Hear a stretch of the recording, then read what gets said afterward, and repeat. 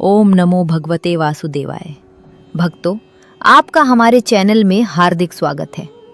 आज हम उस अत्यंत पावन और पुण्यदायिनी तिथि की चर्चा कर रहे हैं जिसे शास्त्रों में समस्त पापों का नाश करने वाली, पूर्वजों को मोक्ष दिलाने वाली और जीवात्मा को परम गति प्रदान करने वाली तिथि कहा गया है। यह है मोक्षदा एकादशी। मोक्षदा एकादशी मार्गशीर्ष मास के शुक्ल पक्ष में आती है और शास्त्रों के अनुसार इस दिन भगवान विष्णु जी की आराधना करने से न केवल वर्तमान जीवन के दुख दूर होते हैं, बल्कि पूर्वजों की आत्मा भी शांति पाती है।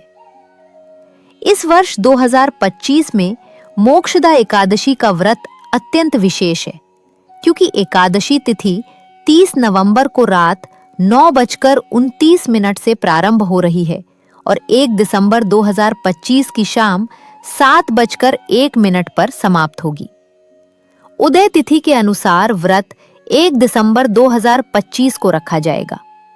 ये वही एकादशी है जिसे गीता जयंती का दिवस भी कहा जाता है, क्योंकि इसी दिन भगवान श्री कृष्ण जी ने कुरुक्षेत्र के मैदान में अर्जुन जी को दिव्य गीता उपदेश दिया था।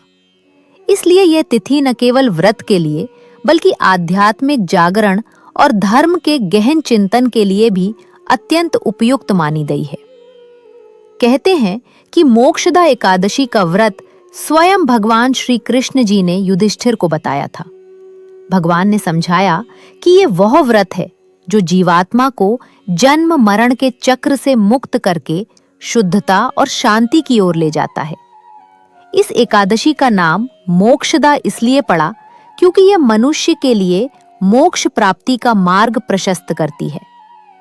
पुराणों में वर्णित कथाओं में यह भी कहा गया है कि इस व्रत के प्रभाव से नरकवासी पितरों तक को मुक्ति प्राप्त होती है, और यदि कोई अपने स्वर्गवासी पूर्वजों की शांति के लिए इस व्रत का संकल्प करता है तो उसका पुण्य सीधे उनके लोक में पहुंचता है।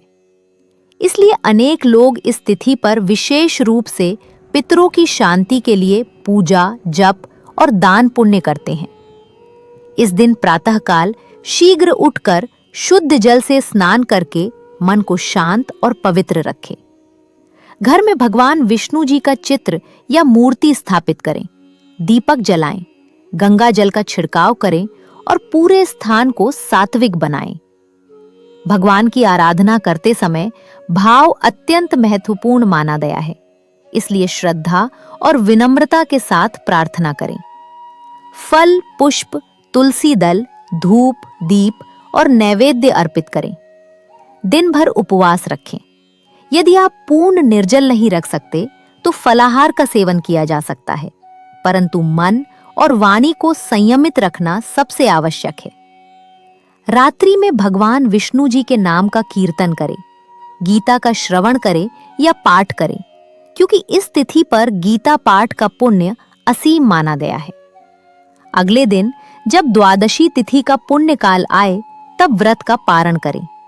किसी ब्राह्मण, गौ सेवा, अन्नदान, जलदान, वस्त्रदान जैसे पुण्य कर्म करने से इस व्रत का फल कई गुना बढ़ जाता है।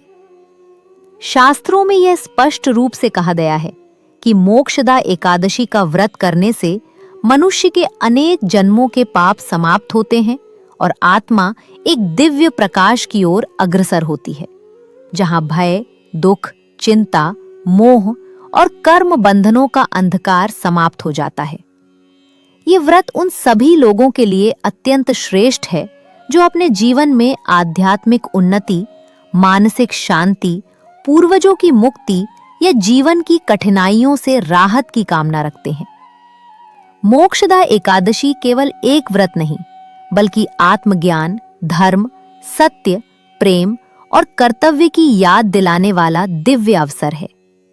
ये वो दिन है जब भगवान श्री कृष्ण जी का संदेश कर्म योग, भक्ति योग और ज्ञान योग संपूर्ण विश्व में प्रकट हुआ था, और जो व्यक्ति इस दिव्य तिथि पर भगवान की शरण में आता है उसके हृदय में भी वही प्रकाश, वही शांति और वही आध्यात्मिक ऊर्जा प्रवाहित होने लगती है।